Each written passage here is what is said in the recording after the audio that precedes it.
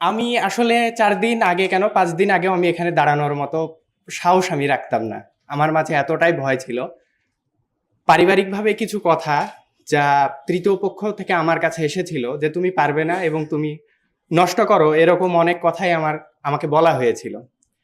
এগুলো একটা পর্যায়ে আমার মাঝে এমন পরিস্থিতির সৃষ্টি করে যে আমি আমার রাগকে আর নিয়ন্ত্রণে করতে পারতাম না। আমার রাগ আমাকে নিয়ন্ত্রণ করত। আমার রাগ যদি আমাকে ৭ দিন রাখতো, আমি ৭ দিনই থাকতাম সেই রাগের বশবর্তী হয়ে। এটা ১৫ দিন পর্যন্ত স্থায়ী হয়েছে আমার গণাতে। এবং এই রাগ চলাকালীন সময়ে আমি একটা জিনিস খেয়াল করেছি, আমার বুকের বাম পাশে অনেক ব্যথা হতো। এবং এই ব্যথাটা মাঝে, মাঝে বেড়েও যেত। এবং আমার ঘাড়েও ব্যথা করত। আমার অশান্তি এত এবং এত পরিমাণ রাগ যে আমি রাতে ঘুমাতেও পারতাম না। অবিশ্বাসটা বেশি হয়ে গিয়েছিল। আলহামদুলিল্লাহ আমি যখন এই কোর্সে বসি, গুরুজি ১০ মিনিট পরে আমাকে বলেন যে আস্থা এবং বিশ্বাস এই দুটি যখন একটা মানুষের মধ্যে থাকে তখন সে সফল হওয়ার জন্য প্রস্তুত। আলহামদুলিল্লাহ আমি বিশ্বাস করতে শুরু করি যে আমার রাগটা আমার কাছ থেকে বিতাড়িত হবে এবং আমি সুস্থ হব। আলহামদুলিল্লাহ প্রথম দিন শেষ করে আমি ঘুমাতে পেরেছি।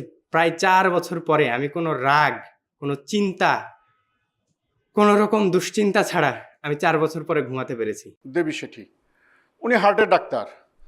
তো আমি আমার ফাইলটা নিয়ে ওনার কাছে দেখানোর পরে উনি আমাকে দেখে বলল, তোমার তো কোথাও কোনো সমস্যা নাই। উনি বাংলা জানেন। তা আমি বললাম যে স্যার, আমার তো চেক আপ করাইতে আসছি, তো আমার একটা বিশেষ সমস্যা, আমি মনোযোগ সহকারে কিছু করতে পারি না। এক কাজ করতে গেলে একটা শুরু করলে সাথে আরেকটা মনে আসে। তা আপনি আমাকে একটা ডাক্তারের প্রেসক্রিপশন লিখে দেন বা রেফার করেন, আমি যার সাথে একটু কথা বলবো এই রোগের ব্যাপারে। তো উনি বললো যে তুমি মেডিটেশন করবা। তো মেডিটেশন শব্দটার সাথে আমি পরিচিত ছিলাম না। প্রথমে আমার কাছে উনি বুঝতে পারলো যে আমি কিছুই বুঝিনি। তখন উনি বললো, তোমাদের দেশে কোয়ান্টাম আছে, কোয়ান্টাম, আজকের এই কোয়ান্টাম, তোমার বাংলাদেশে কোয়ান্টাম আছে, তুমি কোয়ান্টামে যাও, কোয়ান্টামে গেলে তোমার এই সমস্যার সমাধান হবে।